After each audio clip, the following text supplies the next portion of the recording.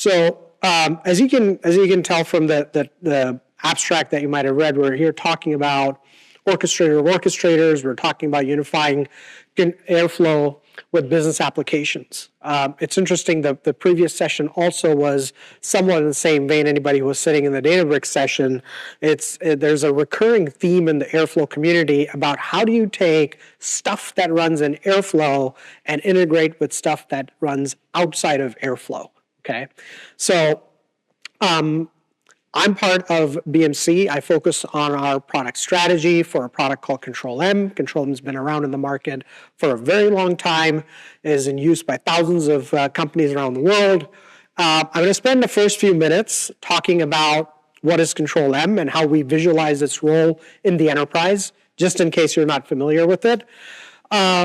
And then we're going to spend, hopefully, a good amount of time walking through a demo, right? I was almost thinking about not doing any slides in this session, but I was once told that sometimes that can be seen as a sign of not being prepared. So, okay. So if we take this lens, and I'm going to go ahead and build this out. If we take this lens of people, technology, and business outcomes, right? So nobody on your business side is interested in how many DAGs you ran. Nobody's really interested in how many jobs Control-M automated. What people are interested in is, did we deliver the business outcomes that a business is supposed to deliver? So if you're a bank, a critical outcome is financial close. If you're a retailer, supply chain is really important, making sure that, stores and order fulfillment is happening.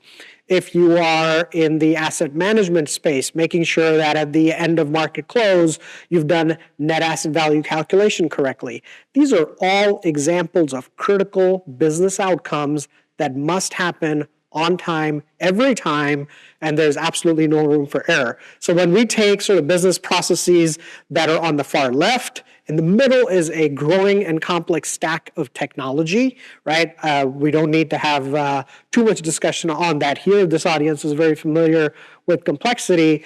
And it's not just the technology layer that's getting more complex. We're also seeing the same thing on the team side. You have DevOps teams, now data ops teams, ML ops teams.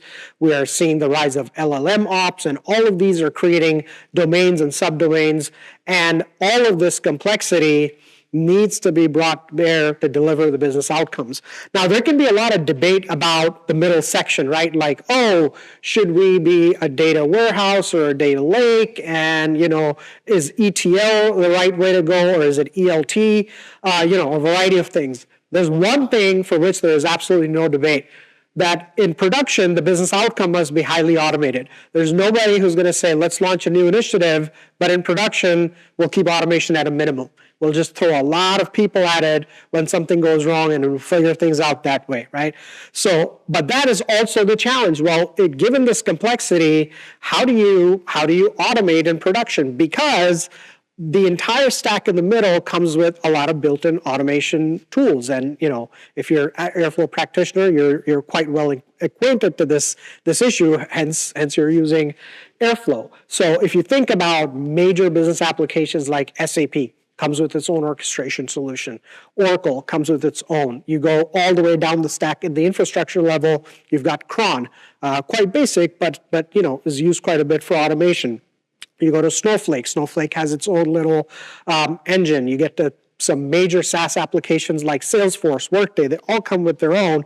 And again, that's the challenge, that how do you automate consistently without fail on the right-hand side, on the left-hand side, my right-hand side, your left-hand side, in production. And that's the role we see Control-M playing, is that layer of abstraction across applications, data, and infrastructure so that you can deliver automated outcomes in production. So that's, at a high level, how I would whiteboard the role of Control-M. But the real question is, why are we here? And why are we talking about Control-M and Airflow? So, well, part of the reason is this, right? So this is if you follow Matt Turk from FirstMark, every year he publishes this machine learning, AI, and data landscape, abbreviated to MAD quite appropriately. By the way, if you follow him, the 2025 version of this landscape is coming out in 2 days. So if I was delivering this talk in 2 days, I would have had the 2025 version, but maybe that's for the next one. So this is a major reason why a solution like Airflow even exists. The data ecosystem has just been sprawling with new technologies, new capabilities, and it has given rise to this notion that data orchestration in production is not a nice to have, it's a must. And hence we've seen new disciplines like data ops, ML ops come to the forefront, right? Now, if we think about the larger picture, right? The last slide was just all about the data ecosystem. So if you think about the application layer, these are some of the most critical business processes being automated by companies, right? Procure to pay, financial close, if you're in insurance, claims processing, financial reporting, running across a stack that looks something like a mixture of Oracle, SAP, Workday, lots of core banking systems, and lots of proprietary systems.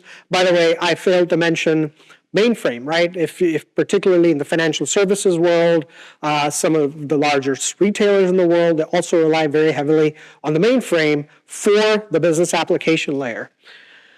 However, obviously this is not the entire picture. Then you've got the modern data pipeline delivering things like recommendations, predictive maintenance, fraud detection, customer churn detection, lots of risk modeling. These are typical things that we see modern data scientists and engineers building solutions for, and hence that requires orchestration. Now, the challenge is that if you're using Control-M, which has been widely used at the application layer, it has lots of capabilities to orchestrate the data layer, but today we won't focus on Control-M's data orchestration capabilities because we're here to talk about its integration with Airflow.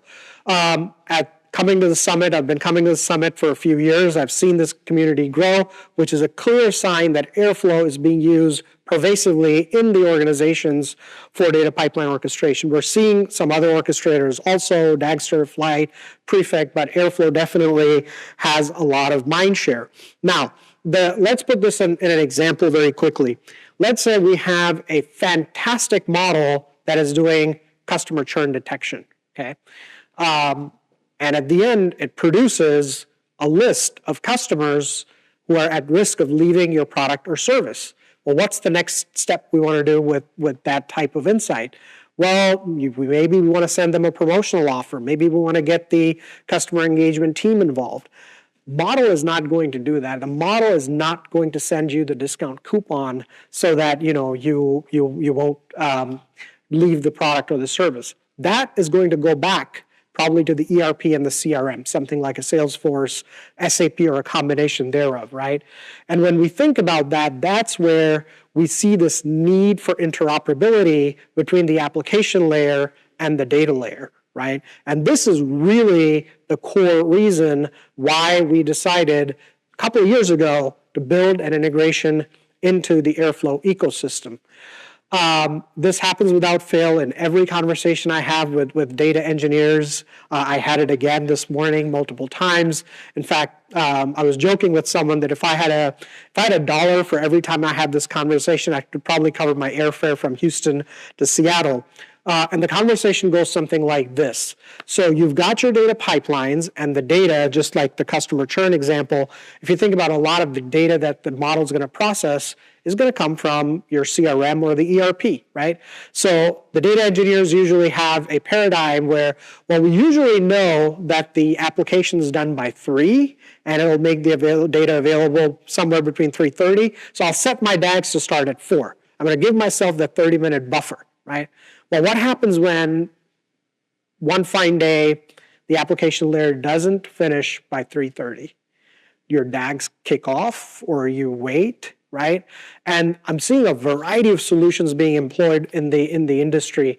Everything from just create like an empty file and that'll be the trigger. That's almost like sending up a smoke signal. Then we're also seeing some things that are slightly more sophisticated, like using pub/sub messaging to talk across systems that, oh, SAP is done, I'm going to let, but that really is still duct tape and baling wire. You don't have visibility. You cannot see the lineage across application and data. And most importantly, at 3 o'clock in the morning, when something goes wrong and you're deep into your data pipeline, only several hours later to figure out that actually the problem was not in my data pipeline. It happened in an ecosystem that was outside of Airflow. Okay, so that is sort of the core problem we wanted to address with Control-M and Airflow. And like I was saying, like here's some of the most important tenets of why you should think about this. One, you're unifying application and data workflows together, centralized monitoring and control. Dependency management, right? So these relationships are not static. These are constantly changing. Something in the SAP world has changed, and as a result, your dependency to the downstream data pipeline needs to change, or vice versa, right? You've got model training, model scoring that's happening, and as a result, you want to change something in the application layer. So managing those dependencies without using like file triggers or pub subsystems, complex scheduling patterns. So this is another interesting conversation with the data engineers. I was in Amsterdam a couple of weeks ago speaking at the Data and AI Expo, and I asked a data engineer, how do you handle a situation where your data pipeline runs, let's say every day, and this coming Friday happens to be a holiday, and your data pipeline really shouldn't run because it's not going to be, the data from the business side is not going to be available. It's a non-working day. How do you handle that? What happens? And he said, quite frankly, it's either we, set ourselves reminders, and sometimes we just forget, and, data pipelines just set. So with Control-M, complex scheduling patterns are a built-in capability. So with Control-M, you can very easily say that, I have a calendar where it's defined that this coming Friday is a holiday, therefore automatically shift the running of a pipeline a day earlier or a day later, or skip it altogether, right? So the business logic gets implemented into your orchestration pattern. And again, like, why are we doing this? Why are we here? Because Control-M, like I said, has been around for a while, thousands of customers in every industry vertical, and this need was growing really to a crescendo a couple of years ago, where many of our existing customers were telling us that, look, our data teams are running Airflow, but we have dependencies between workflows in Control-M and Airflow, and we need to be able to see things from a single pane of glass. So looking ahead, right, so this is our vision, that with Control-M, these 5 different workload types would be all automated and orchestrated through one pane of glass, whether it's data workflows, AI workflows, and in both those cases, Control-M would be integrating into other orchestrators. It's something we're actually seeing quite a bit in the Airflow ecosystem. When you kick off a SageMaker pipeline from Airflow, well, SageMaker pipeline is kind of an orchestrator. You look at dbt, is the same thing. So this whole layering of orchestrators and orchestrators is already happening in the data domain. And our point is that you need to take it a level higher and look at it more broadly, including applications and data as well as infrastructure workload. Okay, so that was a little bit of an intro. We're going to switch over to the demo portion here. This is a live demo. I did not record it. So, okay, so I'm in Control-M now, and this is a sample workflow in Control-M where we are doing an extraction of some data out of Redshift. We're moving it from one S3 bucket to another. We're kicking off a Lambda function that will do a data quality check. We're going to run a Python script that's going to drop some columns in our table. And then we're going to kick off a SageMaker pipeline, right? Which, if I have SageMaker open, it's, let's see, launch Personal Studio.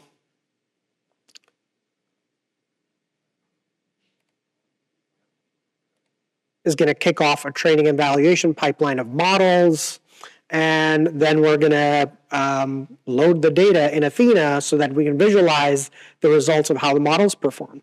But you're probably just wondering, hang on a second, I have this type of a workflow in Airflow, right? So that's right. We actually did create this exact similar pipeline in Airflow also. So here's the code, here's the same pipeline now represented in Airflow, okay?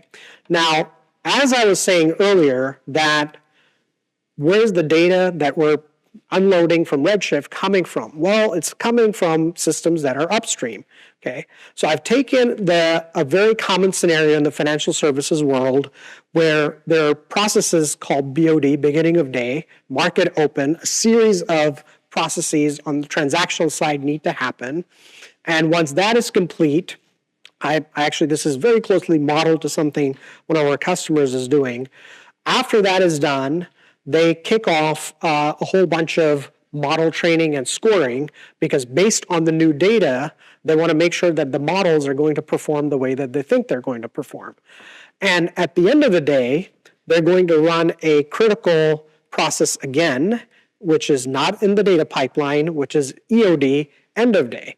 And at the end of day, once that is done, they need to re-trigger the model scoring and evaluation, which is down here again, right? So right away, we are seeing the lineage between processes that are on the data side, in this case, Airflow DAGs, as well as Control M. So these are all SAP jobs at the top. Here I have a GCP Composer environment that I will be triggering through Control M. There's not a whole lot of time. This is why this is all pre-designed, but we have a whole bunch of connectors. So in the case of Cloud Composer, we support Astronomer, MWA as well. I can very easily pick a Composer job type. I can drag it onto my canvas. There's a concept of connection profiles. We're using the Airflow API to connect. This is obviously predefined. So you're not actually defining any login credentials when you're creating the job, right? And then you can define the DAG you want to run. So I'm going to delete this one because I already have this here. So I'm kicking off a DAG that's called demo test on SageMaker. I showed you the pipeline earlier. That's defined in Airflow, and as part of an overall business process, this is what we're going to be triggering. So let me go ahead. I know we lost a little bit of time, so let me go ahead and check this in, and we will kick this off. Okay.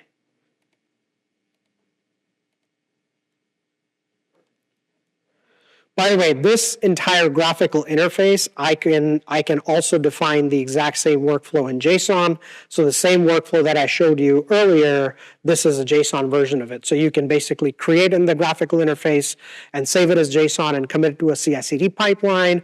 Or if you're a purist developer and you must use a Jinja template to code it in VS Code or a choice of your IDE, you can do that. So let's go back and see, we'll switch over to the monitoring domain, and let's see, okay, so this is called the business service view. We can immediately see that Control M is helping us visualize 4 different business services that have been ordered as a result of this. So the first one is the BOD. The BOD process has started, beginning of day, okay? And for the purposes of the demo, to simulate a problem, I had a job set to fail. So the set payment posting job has failed, okay? Well, if you remember the workflow at the beginning, what happens after SAP is done? We're triggering Airflow, okay? Now, if you're an Airflow engineer, how would you know that your DAGs are at risk? Unless you have visibility to this, unless there's not just visibility, alerting. Unless you have alerting, you're not going to know. So if I now turn to my service view, I can see that the model training beginning of day service, which if I click on that, now includes my Airflow DAGs. And I can see from here, I I'm short on time, so I did not create an integration to Slack where I would have sent this message to Slack, but I would have received in Slack a message like this, that this job has ended with failure and it's impacting model training BOD. Now, you can make a decision. You can say, well, we're going to inform some key stakeholders that, data refresh is going to be late, model scoring is going to be late, and you can do that ahead of time. Business users are a lot more forgiving if you give them a heads up versus them finding out that, the dashboard refresh is incorrect, or at model scoring, by the way, that is extremely critical. If you think about models and the role they're playing in the enterprise, if you've got a fraud detection model that's supposed to be detecting fraud and it did not perform well because the upstream application was late and it didn't feed it enough data to train on, well, now we have a serious problem, right? So the importance of data pipelines and their criticality to enterprises is really, really high now. And I think I'm almost running out of time now, but now you can, if we take corrective action here, I'm just going to set this to OK. I'm going to allow my pipeline to proceed. And we can now see that the rest of this process will start running. Hopefully, we'll see the Airflow DAG kick off here. And if I go back to my services view, we saw 4 different services turn red from one job failure, because this not only impacted the Airflow DAGs, by the way, this also has impact the end of day. If you didn't do well at the beginning of the day, guess what? The end of day process is impacted. So one alert creating visibility across the ecosystem of here are all the things that are going to be impacted if you don't take action. And by the way, there is something here called slack time, which is actually telling you how much time do you have to fix this problem, because you have defined the SLA. You've said this must finish by 6 p.m. or this must finish within 2 hours of launching. So I'm getting the time's up signal, but hopefully you've gotten a flavor of the reason why it's important to bring applications and data workflows in the same layer. We can see that our model training has now kicked off. In the DAG details and history, we can see that the DAG was invoked. So you guys see DAG is running all the time, so this view is probably not as interesting. Okay, I'm out of time. Thank you very much.